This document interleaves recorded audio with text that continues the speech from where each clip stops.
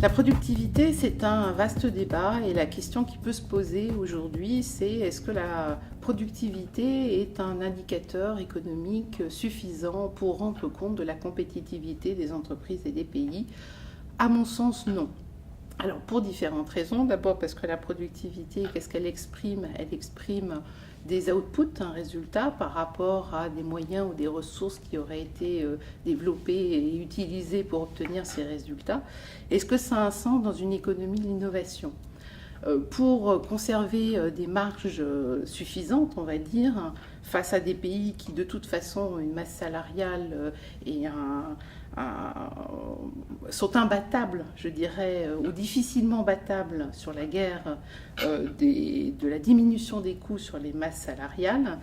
La seule possibilité pour les entreprises, c'est d'être en train de pousser les innovations et d'innover en permanence. Alors, ça pose un problème de base. Est-ce qu'on peut parler de productivité quand on innove? Non, on va parler d'investissement.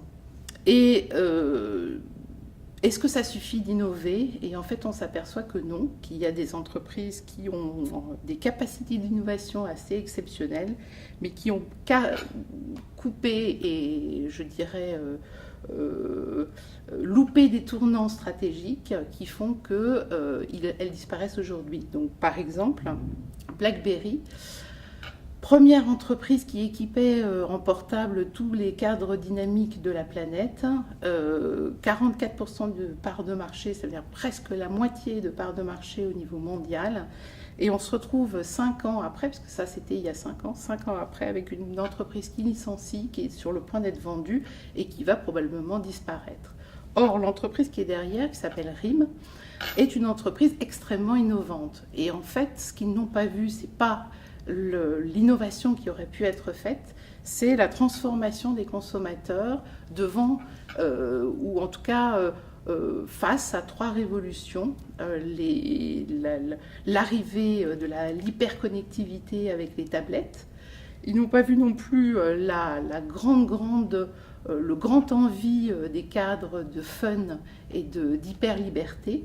Et ils offraient de la sécurité dans un réseau fermé et ils se sont fait complètement avoir, entre guillemets, par tous les autres acteurs de ce marché. Donc la première des choses, c'est la productivité, oui, mais un des facteurs clés de succès, c'est l'innovation. Et dans une économie d'innovation, la première des choses, c'est la vigilance que l'on peut avoir sur les grandes évolutions de marché et les grandes révolutions qui sont en train de se faire.